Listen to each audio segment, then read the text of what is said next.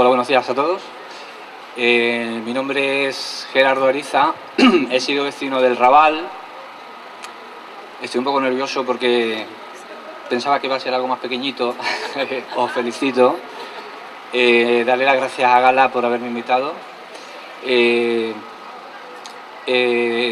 sido vecino del Raval y era amigo de otro vecino vuestro que se llamaba Juan Andrés Benítez, que como todos sabéis murió el 5 de octubre.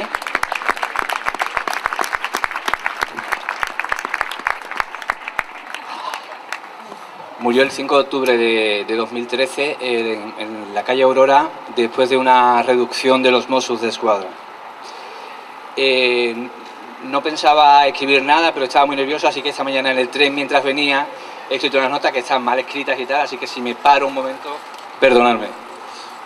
Por cierto, que en el tren, mientras venía, un profesor de primaria me ha dado un papelito diciendo que estaba parado y que tenía una hija de 5 años y me ha pedido dinero.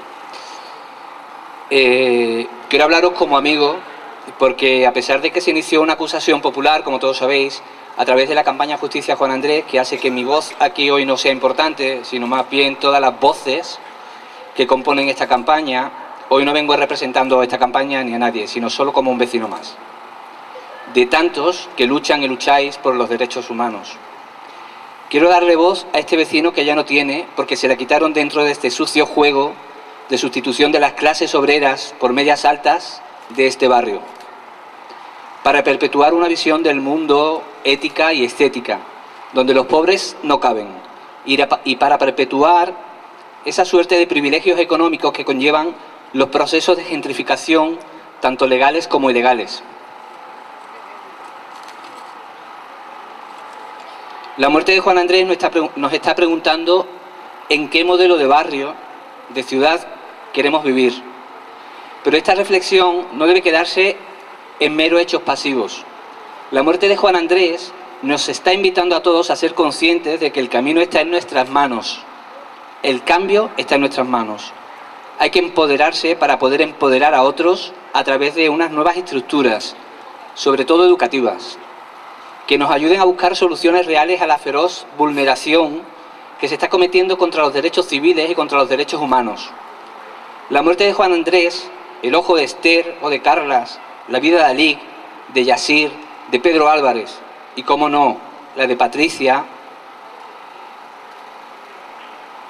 es lo que nos han quitado.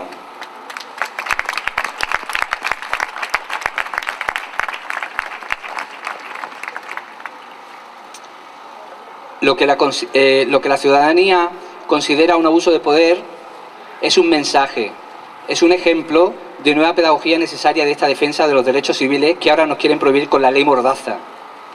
Por otro lado, he venido a pedir apoyo. Esta acusación popular y la campaña y todas las iniciativas ciudadanas la forman muchas personas donde confluyen ideologías diferentes por un objetivo común.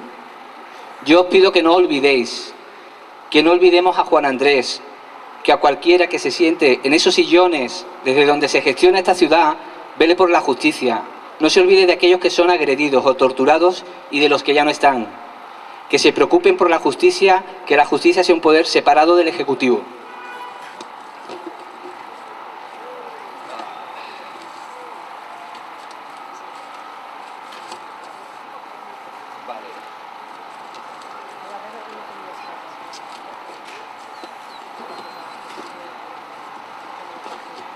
Me da igual, simplemente quiero deciros que si,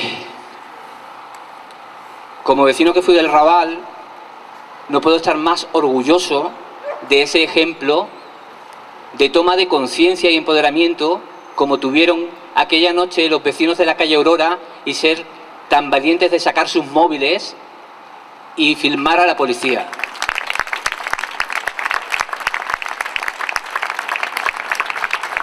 Muchísimas gracias a ellos. Ese ejemplo lo debemos de seguir todos, porque cuando los funcionarios de los cuerpos de seguridad del Estado están ejerciendo sus funciones, no tienen el derecho de abusar del poder que tienen. Somos nosotros los que, filmándolos con móviles o denunciando, tenemos que hacer posible que la justicia sea una cosa real en las calles. Y quiero acabar, además de pidiendo vuestro apoyo y de que os suméis a cualquier iniciativa que se forme para ayudar a la campaña Justicia Juan Andrés, aunque ya os decía que no venía hablando en su nombre. Quiero acabar leyendo, si lo encuentro.